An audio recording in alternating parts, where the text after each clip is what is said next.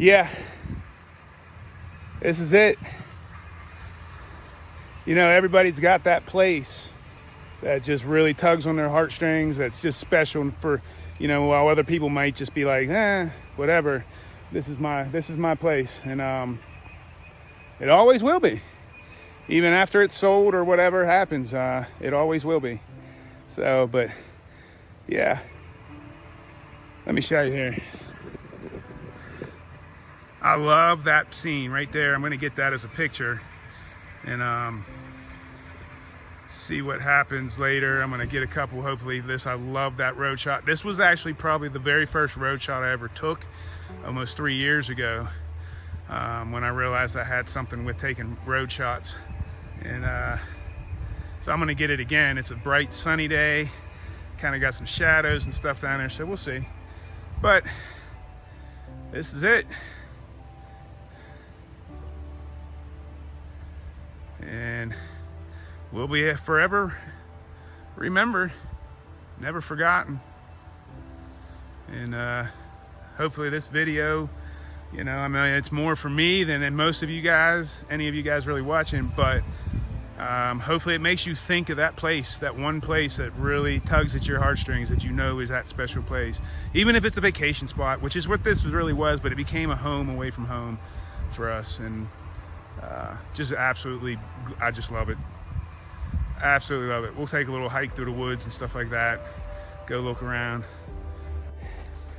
The final trip would not be a final trip without going in the woods that we spent probably hundreds, if not thousands of hours in over the years. And of course I got little man back there with me.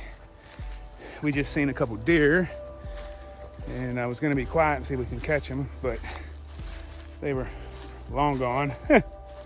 So, but man, I'm telling you, get out in nature, people. I know even if you're in the city, y'all got parks. Get out in nature, you will absolutely love it. If you can see how skinny a lot of those trees are in there, they're saplings and whatnot. They're not very old. This actually used to be kind of like wide open almost, with a tree here and there. But all this used to be a big wild blueberry patch all down through here. And it has grown. I mean, it doesn't look anything like it used to. There's so many trees now. Wow. Now granted, we're going back, wow. We used to spend, I think, June and July picking blueberries. I mean, we would pick gallons upon gallons upon gallons of them, and then freeze them and use them all year round. And but this is not what it used to look like. So it has massively grown up in the last 20 years, 25 years.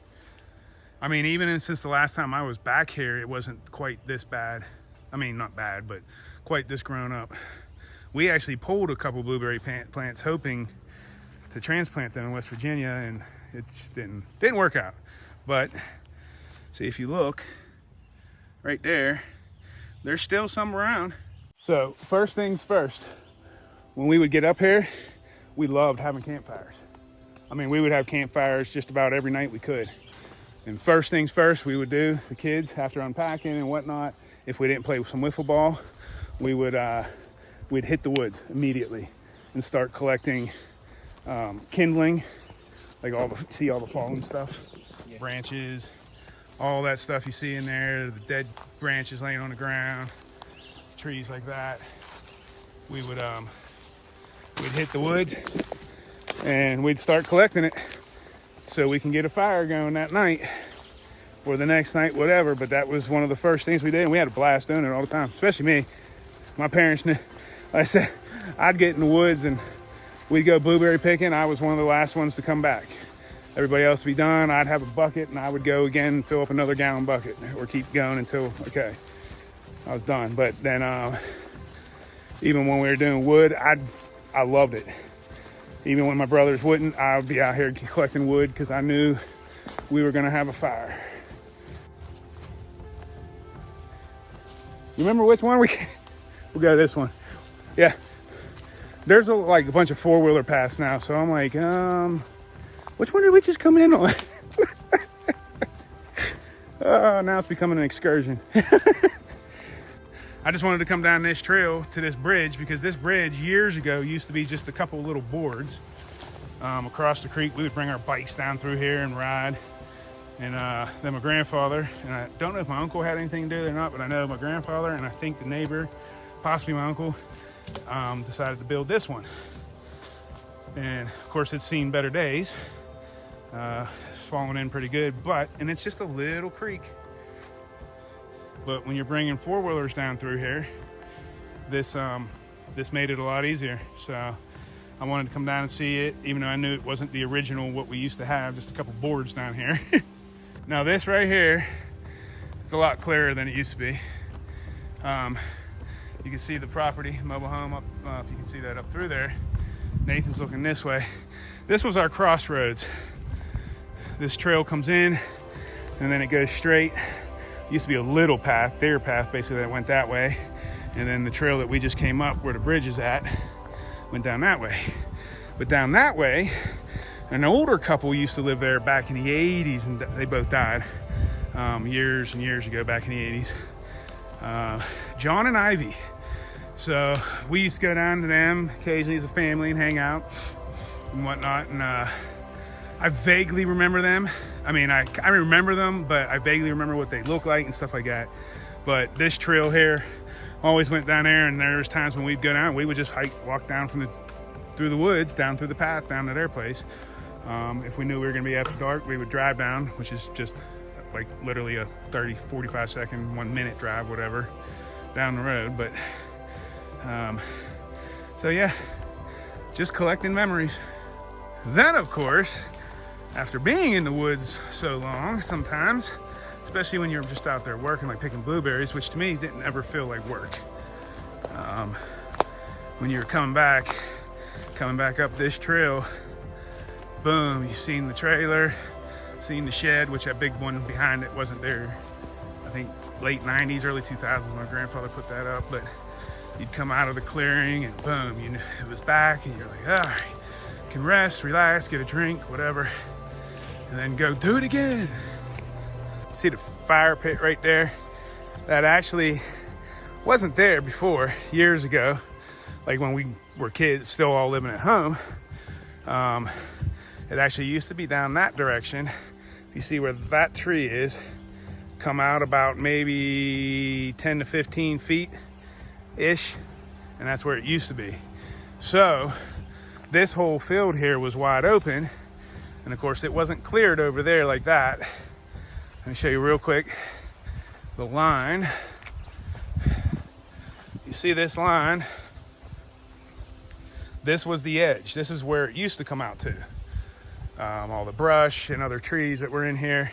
So this was our outfield. The outhouse was home. We would literally take pizza boxes, and that's what we made our bases out of. And I'm assuming everybody knows where I'm going with this. We didn't play baseball, we played wiffle ball. And it was one of our favorite pastimes up here. If we weren't getting out of the car and going to get wood for the fires, we were out here setting up and ready to play wiffle ball. I mean, we would have wiffle ball tournaments all week long, all 2 weeks long, all 3 days, whatever, however long we were up here. And the pitcher's mound, it was somewhere around in here where we would actually pitch from. It's about right here. So it was, and it's roughly, I'm guesstimating 30 feet away or whatever, doesn't matter. But that was home plate there. The outhouse provided the backstop, so you didn't have to have a catcher. And we would run rope, clothesline, and that would be our lines. And first base was over here. Of course, second base was right around out here. Third base, and then home. And of course, that was the outfield. And if you hit anything in the brush or in the trees on a fly, it was a home run. So yeah, we would have tournament after tournament. I mean, just games upon games of wiffle ball out here. So just another memory. And then of course, the fire pit.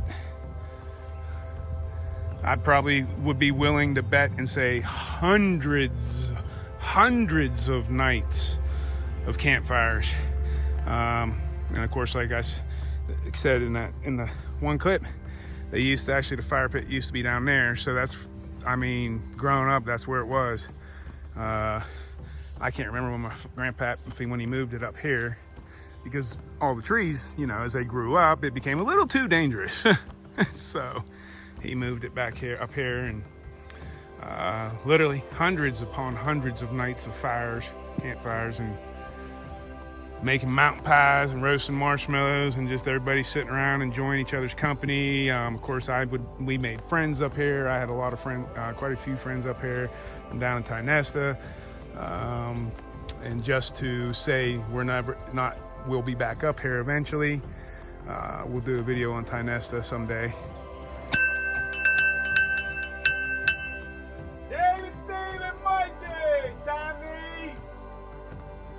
That was more for me, but it's also explaining it. That was Ma Shram.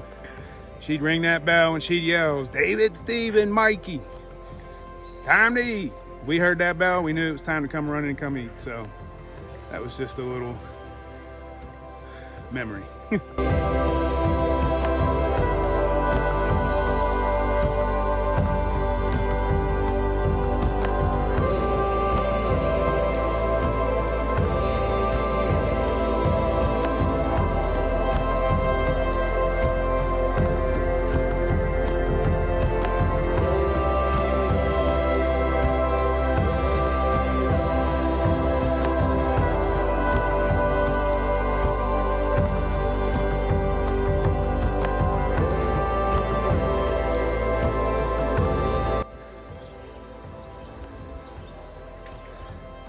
It's hot, and I'm sweating.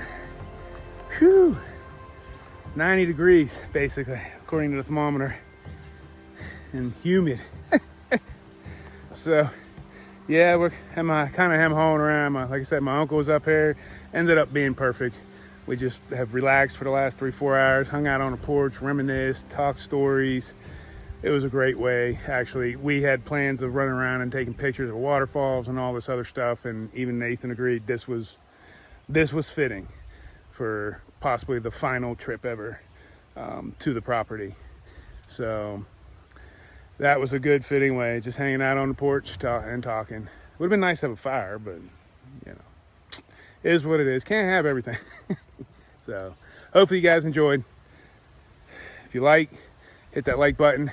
If you like the videos, please subscribe and hit that notification bell so you can get notified every time we release one. And welcome to the West Virginian Livin'.